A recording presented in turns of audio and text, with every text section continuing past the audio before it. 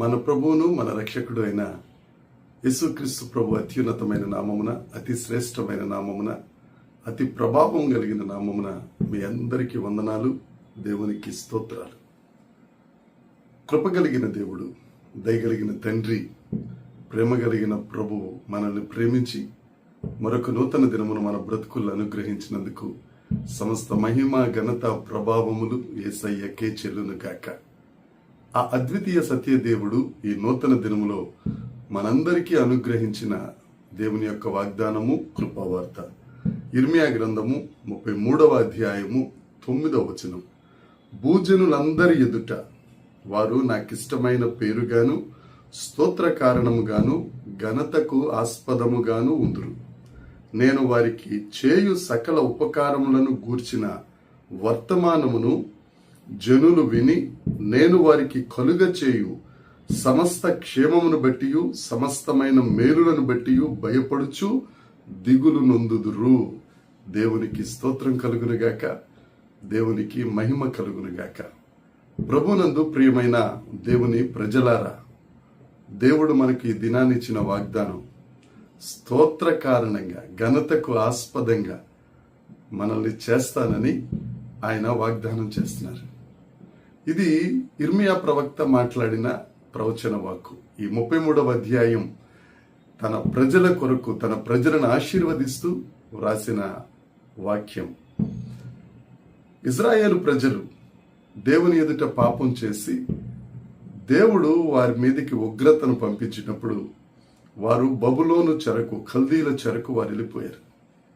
తర్వాత కనికరం కలిగిన దేవుడు, కృప కలిగిన దేవుడు, ప్రేమ కలిగిన తండ్రి వారిని ప్రేమించి వారి మీద జాలిపడి మరలా వారిని వారి దేశమునకు, యెరూషలేమునకు నడిపిస్తున్నప్పుడు దేవుని ప్రజల పట్ల దేవుడు ఏ ఆశీర్వాదాలను ఇస్తారో తెలియచేస్తూ వ్రాసిన మాటలు ఈ 33వ అధ్యాయంలో కోకొల్లరు.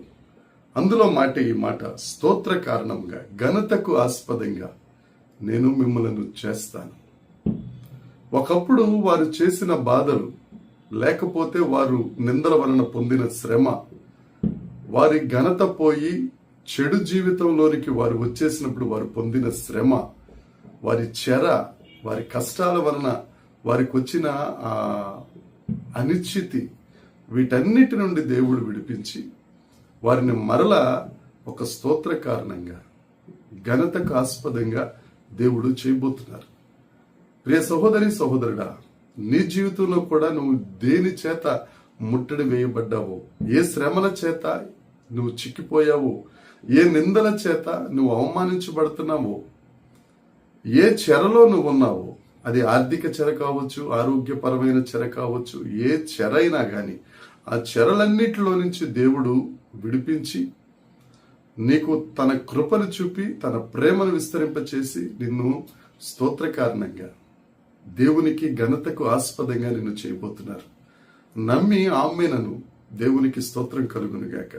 యేసుక్రీస్తు ప్రభువు ఈ భూలోకానికి వచ్చి పాపం వలన వచ్చిన శాపం, పాపం వల్ల వచ్చిన నింద, పాపం వల్ల వచ్చిన ఆ దౌర్భాగ్య పరిస్థితి, వాటన్నిటి నుంచి నిన్ను విడిపించడానికి ప్రాణత్యాగం చేసి నిన్ను ఆశీర్వదించాలని, నిన్ను స్తోత్ర కారణంగా చేయాలని, ఆయన ఘనతకు ఆస్పదంగా చేయాలని దేవుడు ఆశపడుతున్నారు.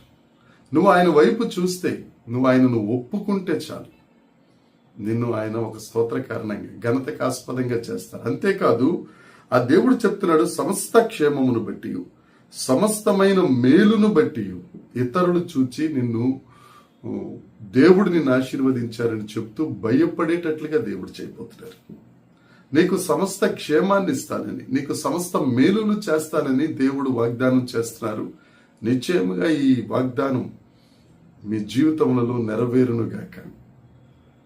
ఏ అవస్థలు పడుతున్నావో, ఏ శ్రమలు పడుతున్నావో, ఏ దిగులుతో కుమిలిపోతున్నావో, కృంగిపోతున్నావో, నా పక్షాన ఎవరు లేరనుకుంటున్నావేమో, నీ బంధువులే నిన్ను విడిచిపెట్టి వీడి జీవితం ఇంతే అనుకుని నీ ముఖం ముందే అంటున్నప్పుడు నువ్వు ఆ దేవుని వైపు చూస్తే నీకిచ్చే క్షేమాన్ని బట్టి, దేవుడు నీకు చేస్తున్న మేలులను బట్టి వారు భయపడుతూ నీ దగ్గరికి వచ్చి ఇది దేవుని వలన జరిగిన కార్యమని నీ ద్వారా ఆ యేసయ్య మహిమ పొందటానికి ఇష్టపడుతున్నారు. నువ్వు ఆయన వైపు చూస్తే చాలు. ఆయన పాదాల చెంతకు చేరి నీవే దిక్కు ప్రభువా, నీవు నాకు శరణం, దేవా నీవు స్తోత్ర కారణంగా ఘనతకు ఆస్పదంగా సమస్త క్షేమమును నాకు దయచేయి, మేలులతో నింపు ప్రభు అంటే నిన్ను ఆశీర్వదించడానికి ఆయన సిద్ధంగా ఉన్నారు. నిన్ను చూచిన వారందరి ఎదుట ఎంతమంది ఎన్ని చేతులైతే నీ వైపు చూపించాయి, ఎంతమంది అయితే నిన్ను నిందించారు, వారందరి ఎదుట సమస్త క్షేమానికి సమస్త మేలులకు నేను ఆయన కారణంగా చేయబోతున్నారు. నీ వలన ఆయన మహిమ పొందాలని ఇష్టపడుతున్నారు. నీదే ఆలస్యం. ఆ దేవుని దగ్గరికి రా, ఆ దేవుని యందు విశ్వాసం ఉంచు, ఆ దేవుడిని నమ్ముకో. తప్పక దేవుడు నిన్ను ఆశీర్వదిస్తారు. ఈ వాగ్దానం నీ జీవితంలో నెరవేర్చడం ఆయనకి ఇష్టం, ఆయన ఆశ. నువ్వు స్తోత్ర కారణంగా ఘనతకు ఆస్పదంగా ఉండాలని. ఇంకెంతవరకు వేచి ఉంటావు? ఈ దినం ఈ వాగ్దానాన్ని చేతబట్టుకో. దేవా నీవు దగ్గరికి వస్తాను, దేవ సమస్త క్షేమం సమస్త మేలులతో నన్ను నింపయ్యా, ఈ చెర నుంచి విడిపించు ప్రభు అంటే సిద్ధంగా విడుదల నాయకుడే నీ దగ్గరికి రావడానికి ఆయన సిద్ధంగా ఉన్నారు. ఆ దేవుని దగ్గరికి వద్దామా? దేవుడి మాటలు దీవించిన గాక. చిన్న ప్రార్థన. పరలోకమందున్న మా తండ్రి, పరిశుద్ధుడా, కృప కలిగిన వాడా, సమస్త మేలులకు కారణభూతుడా, నీకు వందనాలయ్యా. దేవ మమ్మల్ందరినీ స్తోత్ర కారణంగా ఘనతకు ఆస్పదంగా మీరు చేస్తున్నందుకే స్తోత్రం.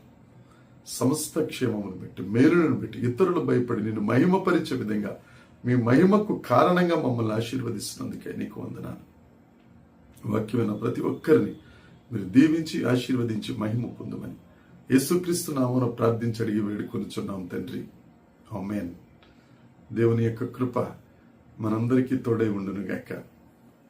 ఆమేన్, ఆమేన్, ఆమేన్.